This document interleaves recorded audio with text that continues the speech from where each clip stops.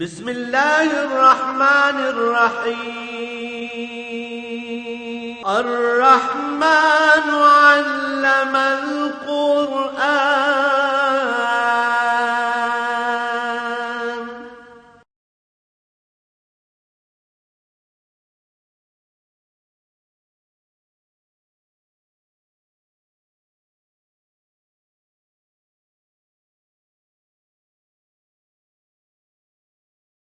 الحمد لله رب العالمين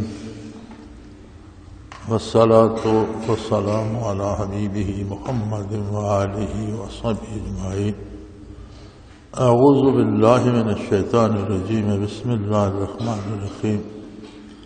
ونادى أصحاب الجنة أصحاب النار أن قد وجدنا ما وعدنا ربنا حقا فهل وجدتم ما وعد ربكم حقا قالوا نعم فأذن مؤذن بينهم اللعنة الله على الظالمين الذين يصدون عن سبيل الله ويبغونها عوجا وهم بالآخرة كافرون وبينهما حجاب وعلى الأعراف رجال يعرفون كلا بسيماهم ونادوا أصحاب الجنة أن سلام عليكم لم يدخلوها وهم يطمعون وإذا صرفت أبصارهم تلقاء أصحاب النار قالوا ربنا لا تجعلنا مع القوم الظالمين ونادى أصحاب الأعراف رجال يعرفونهم بسيماهم قالوا ما أغنى عنكم جمعكم وما كنتم تستكبرون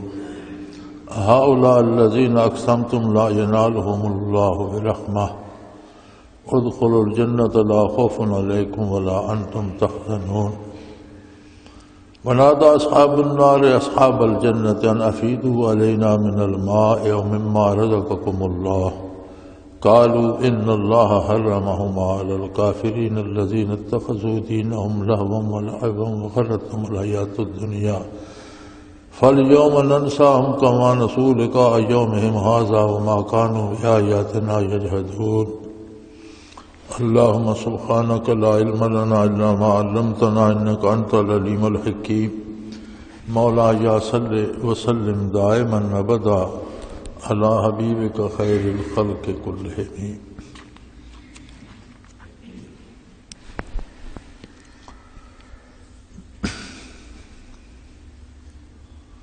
ونادى أصحاب الجنة أصحاب النار أن قد وجدنا ما وعدنا ربنا حقا فهل وجدتم ما وعد ربكم حقا قالوا نعم. حساب کتاب کے بعد میدان حشر سے اہل جنت میں داخل ہو جائیں گے اور بدنصیب جہنم میں جانے والے جہنم میں داخل ہو چکیں گے. تو ارشاد باری ہے کہ جنت کے رہنے والے اہل دوزخ کو مخاطب کر کے پکار کر کہیں گے، آواز دے کر بات کریں گے کہ اللہ نے جو ہم سے وعدہ کیا تھا، ہمارے پروردگار نے ہم سے جو وعدہ کیا تھا، ہم نے اسے سچا پایا. ہم اللہ پر ایمان لائے، اللہ کے پیغمبر صلی اللہ علیہ وآلہ وسلم کا اتباع اور اطاعت کی، اور اس کے صلے میں اللہ نے ہمیں جنت میں پہنچا دیا. یہ اللہ کا وعدہ تھا، ہم نے اللہ کریم کے وعدے کو سچا پایا. فَهَلْ وَجَدْتُمْ مَا وَعَدَ رَبُّكُمْ حَقًّا، تمہارے پروردگار نے جو تم سے وعدہ کیا تھا کیا تم نے بھی سچا پایا؟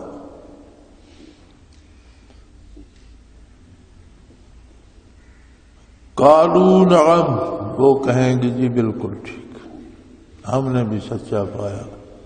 ہم ایمان نہ لا سکے، اتباع رسالت نہ کر سکے، اور آج ہم دوزخ میں ہیں. فأذن مؤذن بینہم، اور ایک آواز دینے والا ان کے درمیان یہ آواز دے گا اللعنۃ اللہ علی الظالمین، کہ ظالموں پر اللہ کی لعنت ہو، بدکاروں پر، غلط کاروں پر غلط عقیدہ اور غلط اعمال کرنے والوں پر اللہ کی لعنت ہو۔ لعنت ہوتی ہے رحمت سے محرومی۔ انسان اللہ کریم کی ایک عجیب مخلوق ہے اور اس میں بے پناہ خوبیاں رکھی ہیں خالق کائنات نے۔ انسان مجموعہ ہے وجود اور روح کا۔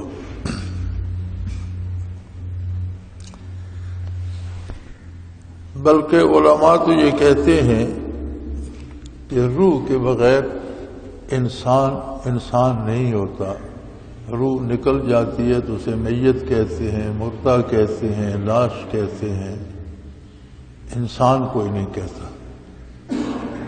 تو جب انسان کی بات ہو تو در حقیقت اس کا اطلاق روح پر ہی ہوتا ہے۔ یعنی اتنی اہمیت روح کی ہے انسانیت میں کہ انسان روح کی وجہ سے انسان کہلاتا ہے۔ روح جدا ہو جائے تو میت یا لاش بن جاتا ہے، انسان کوئی نہیں کہتا اسے۔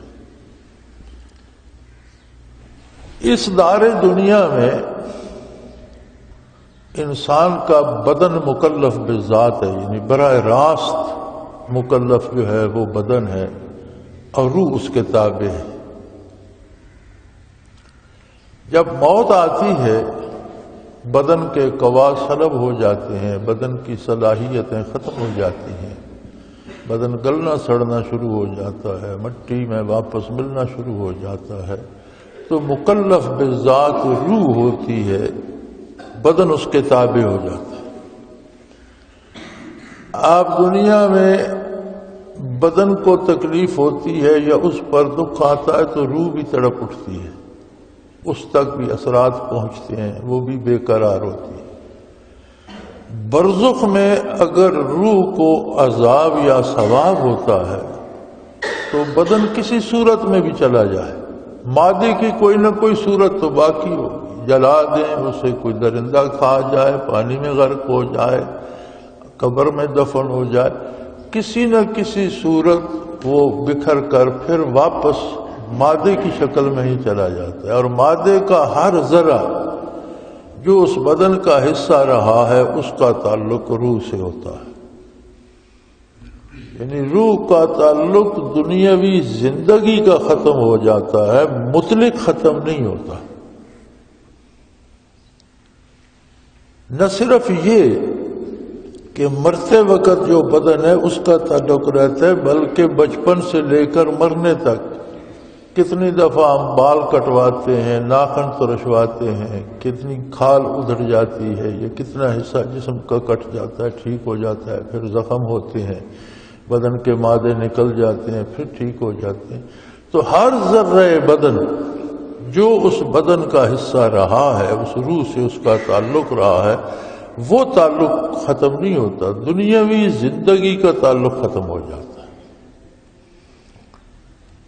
اور یہ تعلق بھی عام انسان کا ختم ہوتا ہے۔ جن لوگوں میں اللہ قوت روحانی پیدا کر دیتے ہیں، جس طرح جسم کی بے شمار خصوصیات ہیں، انسانی نظر کو ہی دیکھ لیں تو حیران ہوتا ہے بندہ کہ آنکھ بند کرو تو رک گئی اور آنکھ کھولو تو سورج تک پہنچ گئی ایک آن میں، آسمان تک پہنچ گئی آنے واحد میں، کوئی وقت ہی نہیں لگتا، چاند تک پہنچ گئی آنے واحد میں۔ اسی طرح انسانی دماغ آج کل دنیا میں کیا کچھ ہو چکا ہے، لیکن جو سائنسدان ہیں وہ کہتے ہیں کہ ابھی انسانی دماغ کا 10% حصہ استعمال نہیں ہوا، اس سے کم ہوا ہے۔ تو یہ کبھی 100% استعمال ہو تو کیا کیا ایجادات کرے گا، کیا کیا چیزیں بنیں گی، کیا کیا ہوگا، کتنے انقلابات اور آئیں گے۔ اسی طرح انسان کے ایک ایک عضو میں عجیب کمالات ہیں، جلد سے لے کر اس کے معدے تک، اس کے گردوں تک، ہر چیز عجیب و غریب جو اپنا کام ہے وہ بڑی خوبصورتی سے اور بڑی ترتیب سے کر رہی ہے۔ بلکہ اللہ کریم جب کسی پر کوئی بیماری بھیجتے ہیں تو کسی نہ کسی عضو کے کام میں کمی آ جاتی ہے. جہاں کسی کام میں کوئی حصہ جسم کا اپنا کام پورا نہیں کرتا وہاں بیماری آ جاتی ہے. بدن تو مادے سے بنا ہے اور روح عالم امر کی شے ہے. کل الروح من امر ربی. عالم امر کی ابتدا وہاں سے ہوتی ہے جہاں عالم خلق ختم ہو جاتا ہے، مخلوق ختم ہو جاتی ہے. تو مخلوق سے مٹی سے بدن بنایا یا آگ مٹی ہوا پانی کو ملا کر بدن بنایا یا کیچڑ سے بدن بنایا تو وہ تو سمجھ میں آتی ہے بات. تو عالم امر میں ہے جہاں تخلیق شدہ کوئی شے نہیں، یا اللہ کی ذات ہے یا اس کی صفات ہے. عالم امر خود صفت ہے اللہ کریم کی، وہاں کوئی مخلوق کا گزر نہیں. اس میں سے روح کیسے بنی؟ فرمایا قل الروح من امر ربی وما اوتیتم من العلم الا قلیلا. انسانی علم اتنا نہیں ہے کہ وہ اس بھید کو پا سکے کہ روح کیسے تخلیق ہوئی. اتنا بتا دینا کافی ہے تمہارے لیے کہ روح عالم امر سے ہے، امر ربی سے. اس سے زیادہ تفتیش میں نہ پڑو کہ انسانی علم میں یہ استعداد ہی نہیں کہ اس بھید کو جان سکے. وما اوتیتم من العلم الا قلیلا. اتنے بہت سے علوم جاننے کے باوجود تمہارا علم بہت تھوڑا ہے، قلیل ہے. تو ظاہر ہے روح کی خصوصیات، جب روح اتنی لطیف تر ہے، عالم امر کی شے ہے، تو اس کی جو خصوصیات ہیں اگر وہ کام کریں تو بدن تو کہیں پیچھے رہ جائے گا پھر اس کے مقابلے. چنانچہ انبیاء اور رسل جو تشریف لاتے ہیں ان کا کمال یہی ہوتا ہے کہ احکام تو بتاتے ہیں بدن کے. انسانی عقل و خرد قبول کرتی ہے اپنی سوچ بچار سے اللہ کی توحید کو، اپنے دل سے قبول کرتا ہے اللہ کی توحید کو، اپنے شعور سے، اپنے اختیار سے قبول کرتا ہے. وضو کرتا ہے اپنے ہاتھ پاؤں منہ دھوتا ہے. اللہ کی عبادت کرتا ہے تو قیام بدن سے کرتا ہے، رکوع بدن سے کرتا ہے، سجود بدن سے کرتا ہے، ساری حرکات بدن کی ہیں. روزہ رکھتا ہے تو بھوک پیاس بدن برداشت کرتا ہے. زکوٰۃ دیتا ہے تو بدن کی کمائی اپنی دولت میں سے حصہ اللہ کی راہ میں بانٹتا ہے. لیکن انبیاء کا کمال یہ ہوتا ہے کہ افعال بدن کے ہوتے ہیں، اثرات اور کمالات ان کے روح پر مرتب ہوتے ہیں. باقی دنیا کے جتنے مشاہیر عالم ہیں مختلف علوم میں مختلف لوگ مستند مانے جاتے ہیں، کوئی طب میں، کوئی سائنس میں، کوئی کسی دوسرے علم جراحی میں، کوئی کسی میں، کوئی ادب میں، کوئی تاریخ میں، کوئی مختلف علوم میں بڑے بڑے مشاہیر عالم ہوئے ہیں. لیکن تمام مشاہیر عالم کی رسائی صرف انسانی ذہن تک ہے، اس کا کوئی تعلق انسانی کردار سے نہیں.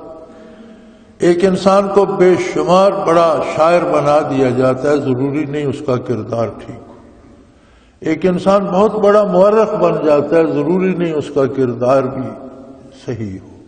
ایک انسان بہت بڑا جغرافیہ دان، بہت بڑا سائنٹسٹ بن جاتا ہے، لیکن یہ ضروری نہیں کہ باقی امور بھی اس کے درست ہو.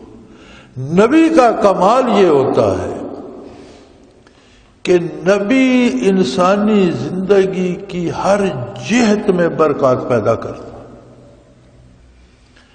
نبی کی برکات بظاہر ہمیں وہی الہی کتاب کی صورت میں ملی، حضور کے لبھہ مبارک سے، حضور کی زبان مبارک سے الفاظ ارشاد ہوئے، الفاظ ہم نے نقل کر لیے.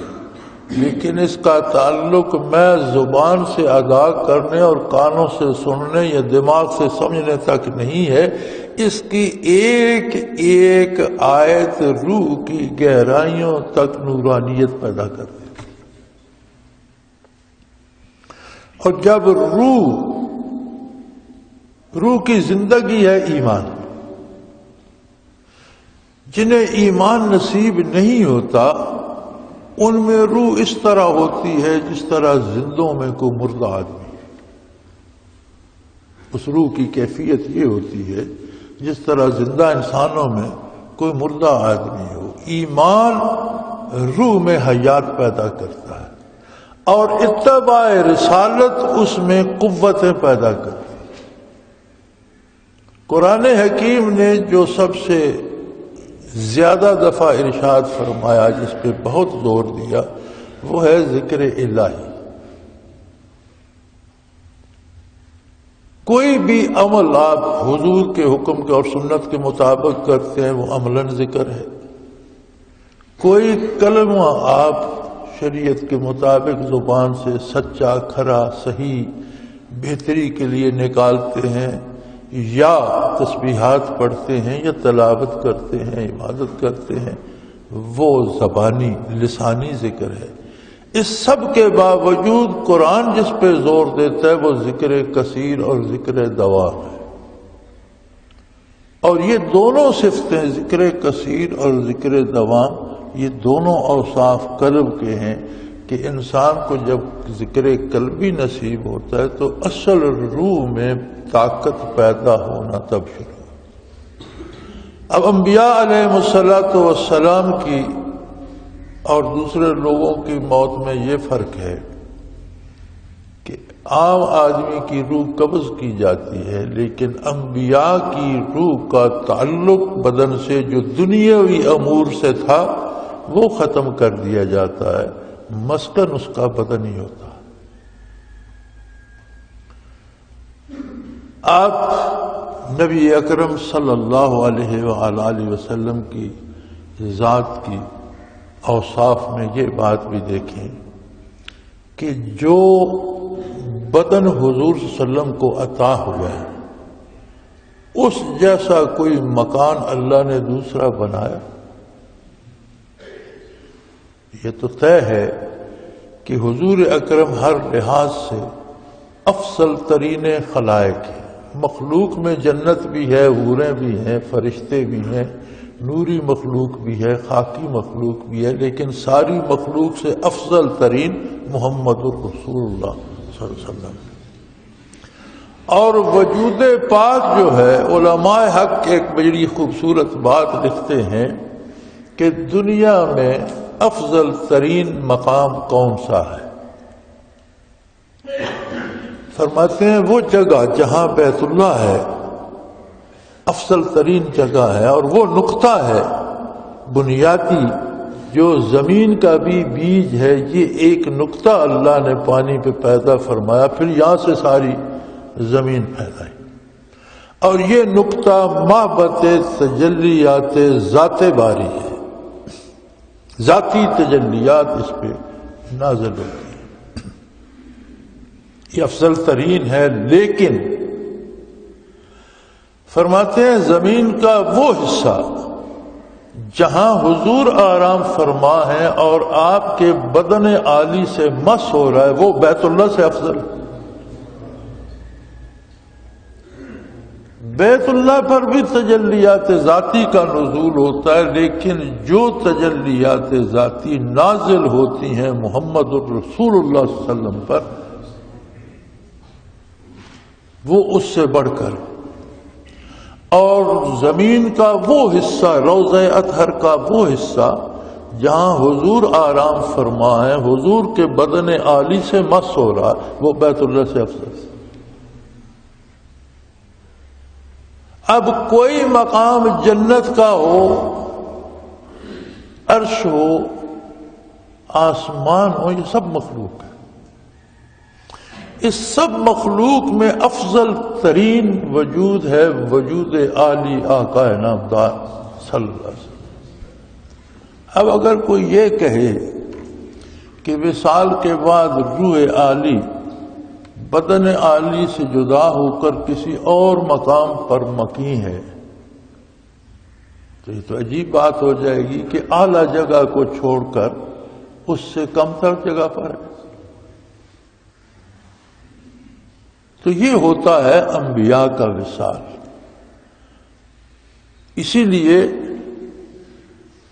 نبی کا اتباع کرنے والے اور نبی کی نبوت کی شہادت دینے والے اور توحید حق کے گواہ اس راہ میں جب جان دے دیتے ہیں تو ان کو بھی اللہ پاک فرماتے ہیں وَلَا تَحْسَبَنَّ الَّذِينَ قُتِلُوا فِي سَبِيلِ، ان کے بارے یہ سوچنا بھی حرام ہے کہ یہ مر گئے۔ کہنا تو دور کی بات ہے، دعویٰ کرنا تو دور کی بات۔ فرمایا قتلوا یعنی قتل ہو گئے، ان کے بدن پر تلوار چلی، گولی لگی، بم پھٹا، بدن پھٹ گیا، گردن اڑ گئی، سر اڑ گیا، جسم کے پرخچے اڑ گئے، ہو سکتا ہے کئی ٹکڑے ہو گئے، آپ نے انہیں دفن کر دیا، قبر بنا دی۔ اس سب کے باوجود فرمایا یہ سوچنا بھی حرام ہے کہ یہ مر گئے۔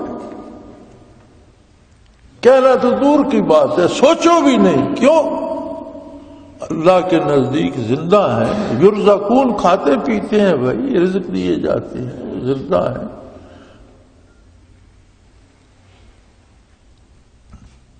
دوسری جگہ ارشاد فرمایا کہ وہ زندہ ہیں بل انتم لا تشعرون، تمہاری عقل، تمہارا شعور، تمہارا علم اس بات کو احاطہ نہیں کر سکتا کہ ایک شخص کا بدن بے حس ہے، حرکت نہیں کرتا، آواز نہیں سنتا، کھاتا پیتا نہیں، گرمی سردی محسوس نہیں کرتا، قبر میں دفن کر دیا گیا اور وہ زندہ بھی ہے۔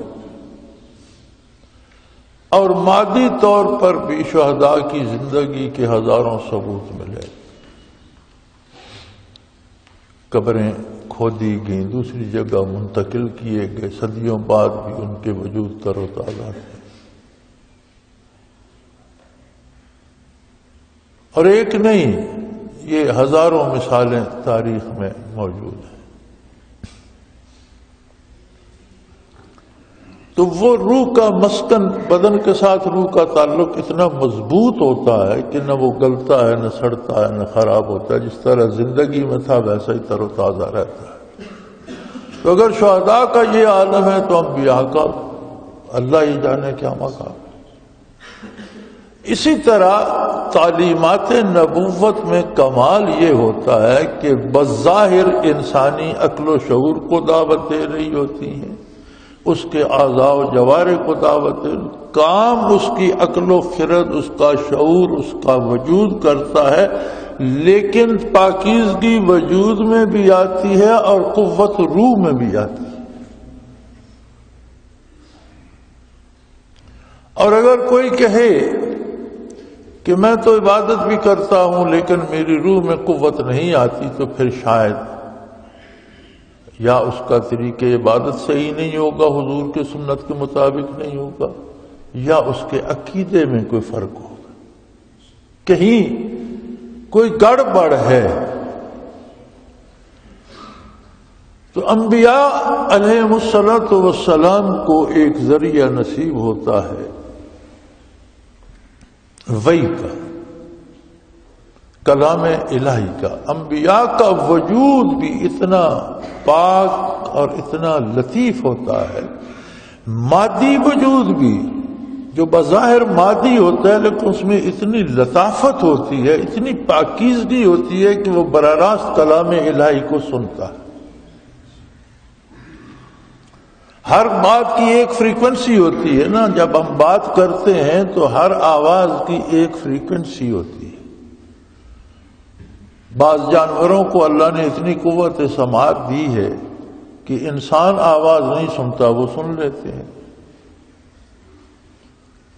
امریکہ میں ایک ریاست ہے الینوائس، وہاں بے شمار بڑے بڑے ہرن پھرتے ہوتے ہیں اور وہ شام کو شہر میں گھس آتے ہیں، کیونکہ انہیں مارتا کوئی نہیں تو گاڑیوں کی ٹکروں سے مر جاتے ہیں۔ تو وہاں میں نے دیکھا کہ گاڑیوں میں ایک ہارن لگا دیا جاتا ہے، جیسے آپ گاڑی سٹارٹ کرتے ہیں وہ بجنا شروع ہو جاتا ہے، لیکن انسان کو سنائی نہیں دیتا، یعنی اس کی فریکوینسی اتنی لو ہوتی ہے کہ نہ ڈرائیور خود سن رہا ہوتا ہے، نہ کوئی راہگیر سن رہا ہوتا ہے، وہ جانور سن لیتے ہیں، کہیں سے گاڑی آ رہی ہو راستے سے ہٹ جاتا ہے۔ قدرت کا یہ کمال ہے کہ جانوروں کو ایسی قوت سماعت دے دی ہے کہ انسان ایک آواز کو نہیں سنتا، وہ سن لیتے.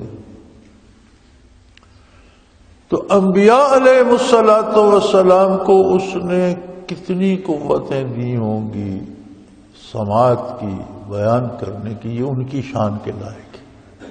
وہ اللہ جل شانہ سے وکلمہ موسیٰ تکلیما، موسیٰ علیہ السلام اللہ سے بات کرتے تھے. اب اللہ کریم سے مخاطب ہونا، ہم نے بات کی وہ سن رہا ہے، وہ تو سمیع و بصیر ہے، لیکن جب وہ ارشاد فرماتا ہے تو کون سنے گا؟ اس کی بات اس کی شان کے لائق ہے.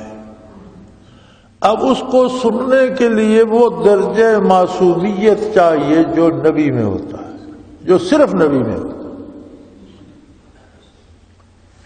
بعثت عالی سے لے کر قیامت تک اللہ کے رسول ہیں حضرت محمد الرسول اللہ صلی اللہ علیہ وسلم. پوری دنیا میں کوئی ایک بندہ گواہ نہیں ہے کہ یہ وحی آئی، میں نے بھی سنی، یہی وحی آئی. اس پائے کا دوسرا کوئی بندہ نہیں تھا جو سنتا. یہ صرف شان نبوت ہوتی. اور نبی کے اوصاف کمال ہوتے ہیں. ابراہیم علیہ السلام نے خواب میں دیکھا کہ میں بیٹے کو اللہ کی راہ میں ذبح کر رہا ہوں. مکہ مکرمہ تشریف لے گئے، بیٹا چھوٹا سا تھا. فلما بلغ معه السعی، قرآن نے کہا جب ان کے پاس دوڑنے پھرنے کے قابل ہوا، 3 سال کا بچہ بھی دوڑتا ہے، 5 سال کا بھی دوڑنے لگ جاتا ہے. تو جب وہ ان کے ساتھ چلنے پھرنے کے قابل ہوا تو انہوں نے خواب میں دیکھا کہ میں بیٹے کو ذبح کر رہا ہوں. اب چاہیے یہ تھا کہ اللہ کی وہ عظیم خاتون جس نے ساری عمر ان کا ساتھ دینے کا حق ادا کر دیا، نہ صرف نبوت پہ ایمان لائیں، نہ صرف صحابیہ تھیں، نہ صرف زوجہ محترمہ تھیں، بلکہ ساری عمر کی ایسی رفیق تھیں کہ ہر دکھ سکھ میں ساتھ رہیں. اللہ کے حکم پر ہجرت کا حکم ہوا، وہ دور آ کر ویرانے میں، جہاں مکہ مکرمہ ہے وہاں تو ویرانہ تھا، وہاں چھوڑ گئے. تو صرف اتنا انہوں نے پوچھا کہ مجھے اور معصوم بچے کو یہاں آپ کس بھروسے پہ چھوڑ کر جا رہے ہیں؟ فرمایا اللہ کے. ان کا پھر اللہ کافی.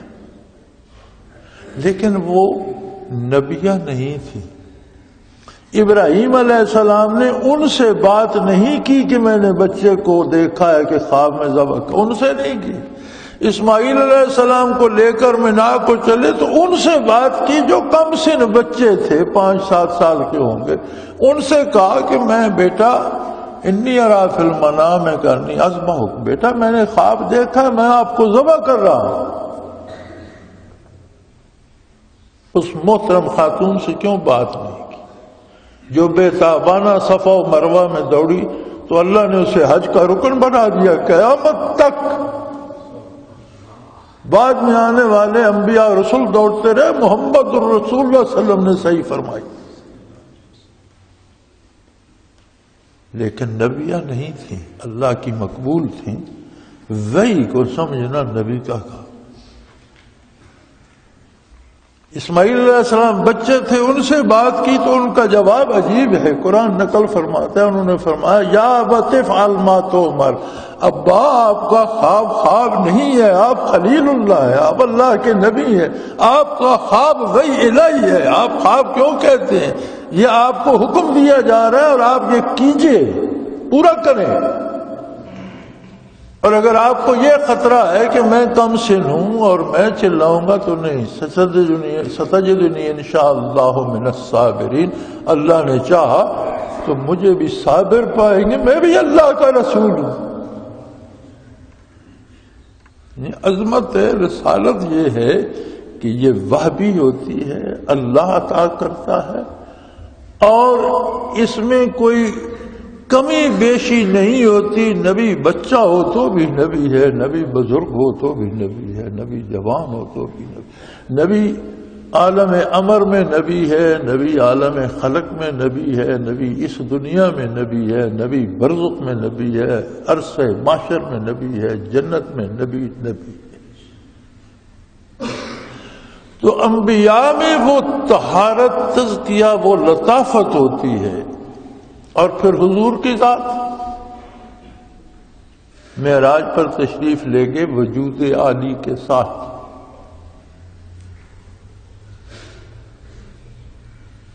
آج کے دانشور زور لگاتے ہیں جی معراج جسمانی نہیں تھا، روحانی تھا. روحانی تو خواب کی مثال ہو گیا. اگر روحانی تھا تو ابو جہل اور اس کا ٹولہ کیوں انکار کرتا؟ خواب تو کوئی بھی دیکھ سکتا. مشرکین مکہ نے کس بات کا انکار کیا؟ اگر حضور کہتے میں نے خواب میں بیت المقدس دیکھا تو کون سی عجیب بات؟ خواب تو کوئی بھی کہیں دیکھ سکتا ہے.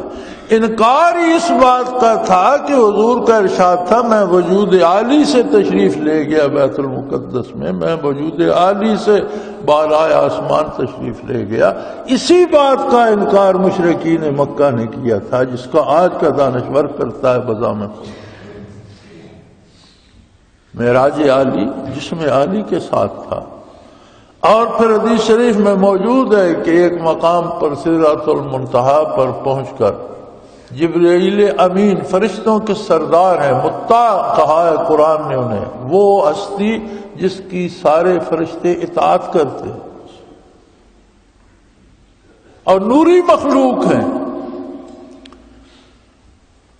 وہ مولوی رومی فرماتے ہیں کہ سدرۃ المنتہا پر اس نے عرض کیا اگر یکسر منہ برتر پرم فروغ تجلی بسوز پرم. اے اللہ کے رسول یہاں سے سر منہ بال برابر آگے قدم رکھوں تجلیات باری میں جل کر خاک میری جرت نہیں. حضور تشریف لے کے وجود عالی کے ساتھ کہاں تک؟ جہاں تک رب نے چاہا. میں اور آپ نہیں جانتے، مولوی عالم پیر نہیں جانتا، یہ رب جانے اور رب کا رسول. تو اس کا مطلب ہے وجود عالی. آپ تھے تو بشر، اولاد آدم تھے، حضرت عبداللہ کے بیٹے حضرت عبد المطلب کے پوتے تھے، لیکن آپ کا وہ بشری وجود اتنا لطیف تر تھا کہ جبرائیل امین سے کروڑوں گنا زیادہ. تو جب روح میں یہ قوت پیدا ہوتی ہے تو دین سارا وہی سے آیا. نبی کا کشف بھی وہی، نبی کو وہی فرشتہ آ کر بتائے انسانی شکل میں، فرشتہ فرشتے کی شکل میں آ کر بتائے، نبی کے دل پر القاء ہو جائے. نبی خواب میں دیکھ رہے، نبی کا خواب بھی گئی. ابراہیم علیہ السلام نے خواب ہی دیکھا تھا نا. اسماعیل علیہ السلام نے تعبیر دی یاوت فل ما تومر. آپ کو حکم دیا جا رہا ہے، آپ کر گزرے، اس میں مشورے کی کیا بات؟ تو روح میں یہ قوت پیدا ہو جاتی ہے کہ وہ بات سن بھی سکتی ہے، بات کر بھی سکتی ہے. جب روح میں یہ قوت پیدا ہوتی ہے تو پھر یہ حجابات برزخ کچھ نہیں رہتے. روح کے لیے یہ بدن کے لیے ہے، روح کے لیے نہیں. اور یہ پیدا ہوتی ہے انبیاء کے اتباع اور ان برکات کے حصول سے جو قلوب انبیاء سے تقسیم ہوتی ہیں اور قلوب مومنین کو منور کرتی ہیں. تو میں عرض کر رہا تھا کہ دنیا میں مکلف بالذات بدن ہے، برزخ میں مکلف بالذات روح، بدن اس کے تابع. عرصہ معاشر میں بدن اور روح دونوں برابر کے مکلف ہو جائیں گے. جو قوتیں روح میں ہیں وہ بدن میں بھی آ جائیں گی، جو بدن میں ہیں وہ روح میں بھی آ جائیں گی، دونوں برابر کے مکلف ہو جائیں گے. تو اب جنت کہاں؟ عالم بالا میں، دوزخ اسفل السافلین نیچے کہیں تحت الثری میں. تو وہ جنت والے جنت میں کھڑے ہوں گے، نادا اصحاب الجنہ اصحاب النار. وہ وہاں سے دوزخیوں کو دیکھیں گے، پہچانیں گے تو بات کریں گے. وہ کہیں گے وہ تو فلاں بندہ ہے یار، یہ تو دنیا میں فلاں بندہ، یہ تو بڑا کرتا تھا، ہمیں بیوقوف اور جاہل بتاتا تھا اور ہمیں ملا اور کیا کیا کہتا تھا. تو آؤ اس سے پوچھے تو صحیح. تو وہ اسے بلا کر کہیں گے نادا اصحاب الجنت اصحاب النار. دوزخیوں کو اہل جنت کہیں گے ان قد وجدنا ما وعدنا ربنا حقا.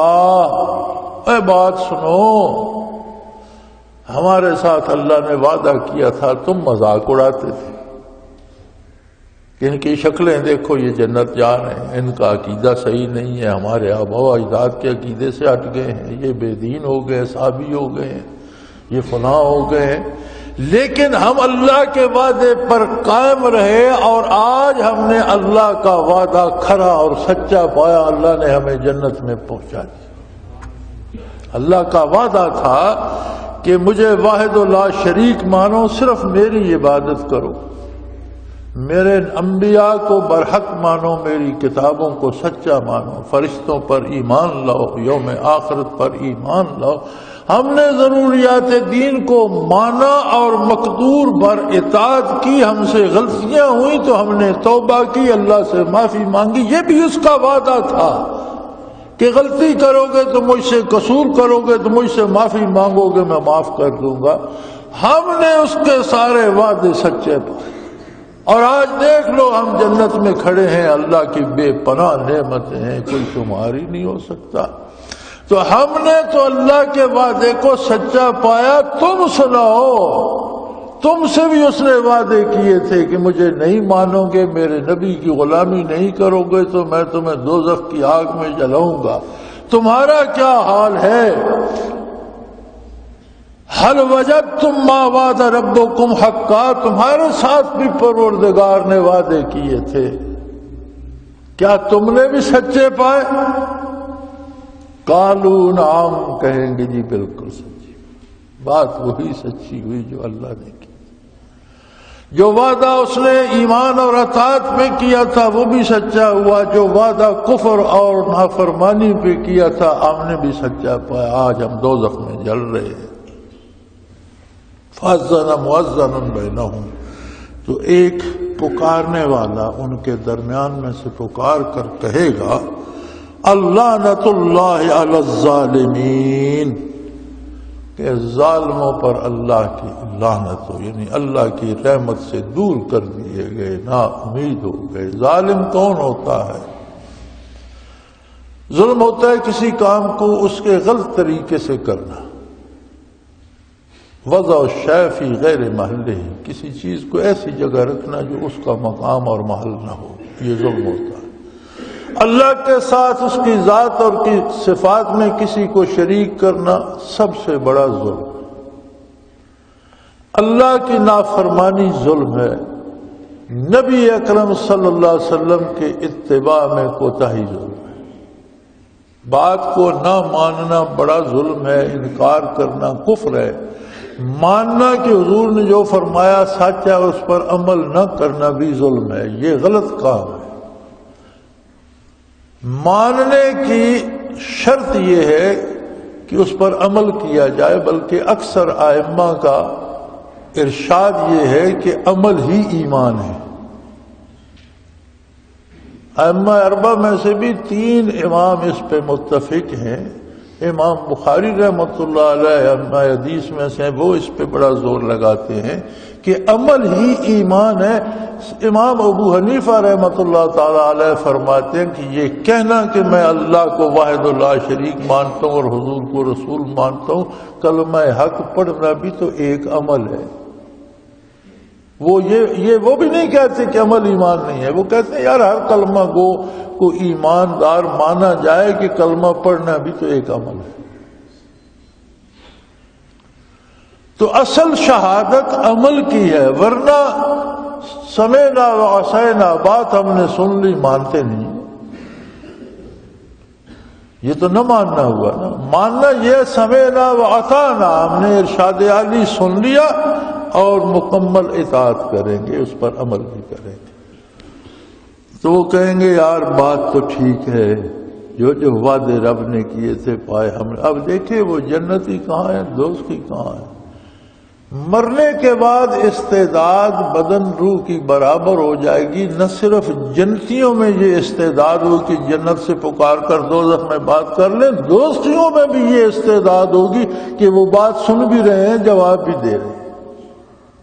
تو ادراک اتنا ان کا بھی وسیع ہو گیا۔ تو جب اتنا ادراک وسیع ہو گیا تو اس کو انہیں فائدہ کیا ہوگا؟ فائدہ یہ ہوگا کہ اگر صرف بدن کا ادراک رہتا تو بدن جلتا اتنی تکلیف ہوتی، اب اتنا ہی ادراک روح میں بھی ہے، جل بدن رہا ہے لیکن ساتھ تڑپ روح بھی اتنی، ادراک اتنا روح میں بھی۔ تو اہل جہنم کا یہ وسعت ادراک انہیں عذاب کی شدت اور زیادہ بڑھا دے گا، اور اہل جنت کی یہ وسعت ادراک نعمتوں کی لذت کئی گنا بڑھا دے گا۔ اور درمیان میں پکار کر کہنے والا ہاتف یہ کہے گا کہ ظلم کرنے والوں پر اللہ کی لعنت ہو، جنہوں نے عقیدہ خراب کیا اور جنہوں نے کردار خراب کیا وہ اللہ کی رحمت سے محروم ہو گئے۔ اور کون سے ظالم؟ الذین یصدون عن سبیل اللہ، ایسے لوگ جن کا عقیدہ، جن کا عمل، جن کی گفتار، جن کا کردار دوسروں کو بھی اللہ کی راہ سے روکنے کا سبب بنتا ہے۔ ایسے لوگ جو بد عقیدگی پھیلاتے ہیں، بد عملی پھیلاتے ہیں، جو بولتے ہیں تو ان کی باتیں لوگوں کے عقائد خراب کرتی ہیں، جب عمل کرتے ہیں تو ان کا کردار لوگوں کو اللہ اور اللہ کے رسول صلی اللہ علیہ وسلم کی نافرمانی کی دعوت دیتے ہیں۔ ایسے لوگ جو عملاً بھی زبانی بھی اللہ کی راہ سے روکتے ہیں، وہ یبغونہا عوجا، اور ٹیڑھے ٹیڑھے چلتے ہیں، کجی کا راستہ اختیار، ٹیڑھا پن اختیار کرتے ہیں۔ سیدھا راستہ کیا ہے کائنات میں؟ جس پر اللہ کے نبی چلتے ہیں، اور انبیاء کی مخالفت کہیں بھی ہو وہ ٹیڑھا پن ہے۔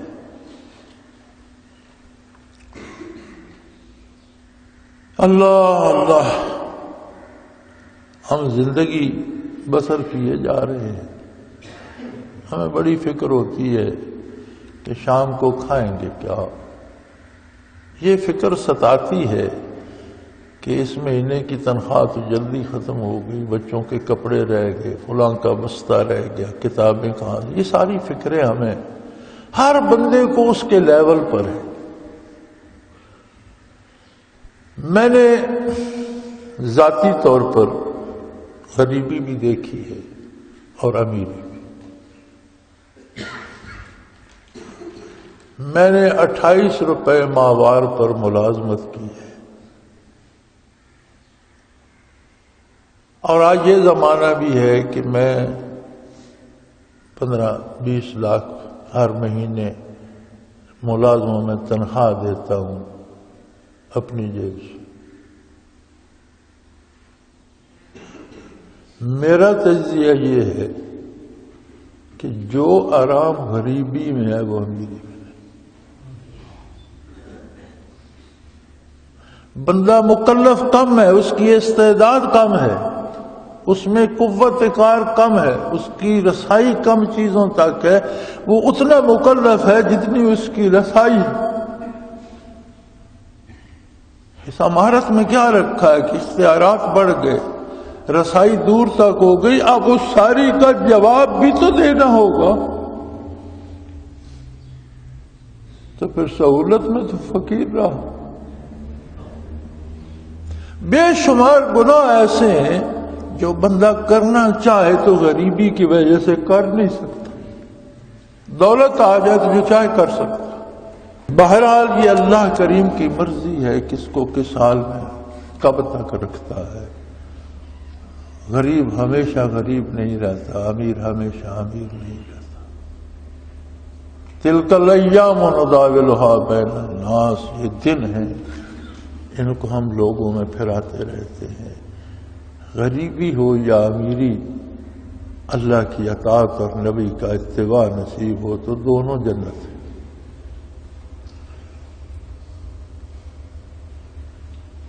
تو میں عرض کر رہا تھا کہ ہم کتنی فکر کرتے ہیں روزمرہ کی چیزوں کی، کھانے پینے کی، بچوں کی، سکول کی، کتابوں کی، کتنا کم فکر ہوتی ہے ہمیں کہ مجھے مرنا بھی ہے، قبر میں کیا ہوگا۔ میرے ساتھ معاملات کیسے ہوں گے؟ میں کیا کر رہا ہوں؟ میں باتیں کیسی کرتا ہوں؟ یہ تو فرشتے لکھ رہے ہیں کرامن کاتبین۔ یہ عرصہ معاشر میں جب کھلے گا دفتر تو کیا ہوگا؟ میرے منہ سے کیا نکل رہا ہے؟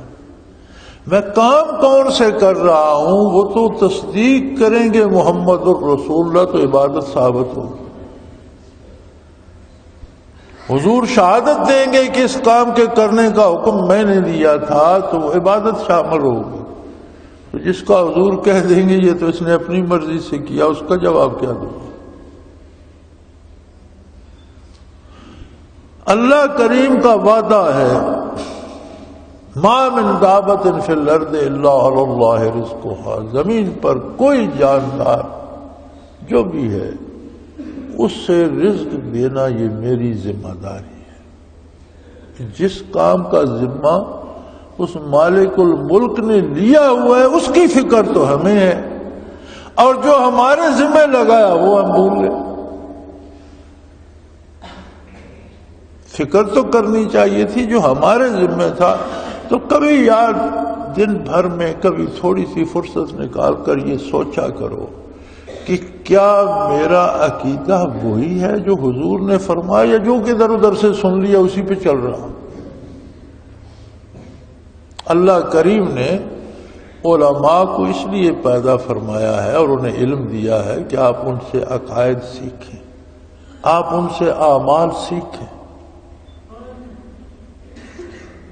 یا یوں ہی جو سن لیا چل دیا۔ بس دنیا میں تو کوئی اس طرح نہیں کرتا کہ سنی سنائی پہ اپنی عقل کو استعمال کر کے اپنے لیے روزگار تلاش کرتا ہے، کاروبار تلاش کرتا ہے، محنت مزدوری کرتا ہے، اپنا ایک ایک پیسہ اپنی عقل سے سوچ کر دانش مندی سے خرچ کرتا ہے، جو کسی کی مانتے ہیں وہ ضائع کر بیٹھتے ہیں۔ تو آخرت کے لیے کبھی کوئی فکر ہی نہیں۔ وہی لوگ ہوتے ہیں جو آخرت کی فکر نہیں کرتے، بولتے ہیں تو انٹ شنٹ بولتے ہیں، کام کرتے ہیں تو الٹا کرتے ہیں۔ الذین یصدون عن سبیل اللہ، اللہ کی راہ سے رکاوٹ بن گئے۔ روکا بندوں کو اللہ کی راہ سے، زبانی روکا، عملاً روکا، اپنے کردار سے روکا، اپنے افکار سے روکا۔ وَيَبْغُونَهَا عِوَجًا، اور ٹیڑھے ٹیڑھے چلتے رہے، ہر الٹے کام کی طرف ان کا رجوع تھا۔ جس سے اللہ کے رسول نے منع کیا اسی طرف بھاگتے تھے۔ وَهُمْ بِالْآخِرَةِ كَافِرُونَ، اس کا نتیجہ یہ ہوا کہ وہ آخرت کا انکار کر بیٹھے۔ جو دیکھی جائے گی، جو عجیب بات،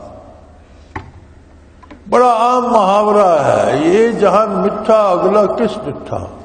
او میرے بھائی، ساری دنیا جو مر چکی ہے اگر واپس آ جائے تو اتنا صحیح نہیں بتا سکتی جتنا درست رسول اللہ صلی اللہ علیہ وسلم نے بتا دیا۔ آپ کو اور کس کی گواہی چاہیے؟ مرنے والے برزخ سے لوٹ کر آئے تو اپنی آپ بیتی بتائیں گے، دوسرے کی نہیں۔ کسی جہنمی کو جہنم سے نکال کر اگر اللہ لے آئے تو وہ اپنی آپ بیتی بتائے گا، سب کی نہیں۔ قرآن کریم نے تو وہ سب کا حال بتا دیا، رسول اللہ صلی اللہ علیہ وسلم نے تو سب کا حال بتا دیا۔ اب اس سے بڑا گواہ آپ کو کون چاہیے کہ کہتے ہو اگلا جہان کہیں ڈٹھا؟ محمد الرسول اللہ نے دیکھا بھی، اللہ نے آپ کو بتایا بھی، اور آپ نے ہم تک ساری حقیقت پہنچا دی، پھر کس بات کا انتظار ہے؟ تو یہ جو افکار یا کردار جو اللہ کی راہ سے روکنے والا ہو، یا اعمال جن میں کجی ہو جو حضور کے اتباع کے خلاف ہوں، ان کا نتیجہ یہ ہوتا ہے کہ آخرت کا انکار پیدا کر دیتے ہیں۔ وَهُمْ بِالْآخِرَةِ كَافِرُونَ، یہ آخرت سے کافر ہو گئے تھے، یہ آخرت کا انکار کر بیٹھے تھے۔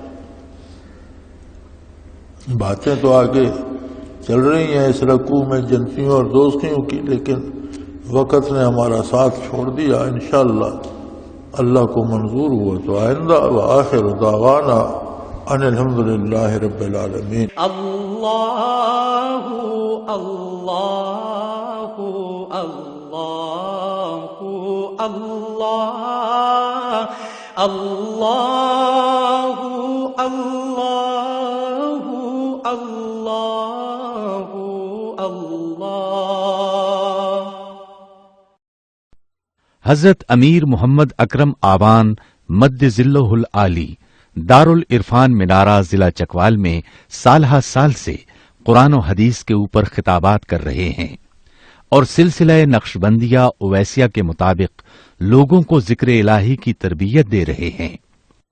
وہ قرآن پاک کی تفسیر ترتیب وار بیان کر رہے ہیں۔ تفسیر قرآن کو وہ موجودہ ملکی اور بین الاقوامی حالات کے مطابق بیان کرتے ہیں۔ موٹر وے سے کلر کہار کے انٹرچینج سے نکلتے ہوئے کلر کہار کی جھیل سے ہوتے ہوئے میانی، بوچھال اور نور پور سے گزرتے ہوئے دارالعرفان منارہ پہنچ سکتے ہیں۔ حضرت امیر محمد اکرم آوان نے بچیوں اور بچوں کی دینی اور دنیاوی تعلیم کے لیے سقارہ اکیڈمی کے نام سے ایک درسگاہ بھی قائم کی ہے، جس کا افتتاح ملک پاکستان کے صدر جنرل محمد ضیاء الحق نے اپنے دست مبارک سے کیا تھا۔ وہ تمام احباب جو اسلام کی طلب رکھتے ہیں ان سے گزارش ہے کہ دارالعرفان منارہ ضلع چکوال میں امیر محمد اکرم آوان صاحب کے خطابات سے مستفید ہوں۔ وہ ہر جمعے کو نماز سے پہلے بیان فرماتے ہیں۔ ہر ماہ کی پہلی اتوار کو ماہانہ اجتماع ہوتا ہے جس میں آپ خصوصی خطاب فرماتے ہیں اور پاکستان کے چاروں صوبوں سے احباب اس اجتماع میں شرکت کرتے ہیں۔ اس کے علاوہ یہاں سال میں 2 مرکزی اجتماعات بھی ہوتے ہیں، ایک رمضان المبارک میں اعتکاف کا اجتماع اور دوسرا جولائی اور اگست میں 40 دن کا اجتماع ہوتا ہے جس میں روحانی تربیت کی جاتی ہے۔ اپنا خون سیماب دے کر اتنا ہم کر جائیں گے، نام آقا کا چمن میں پھر رقم کر جائیں گے۔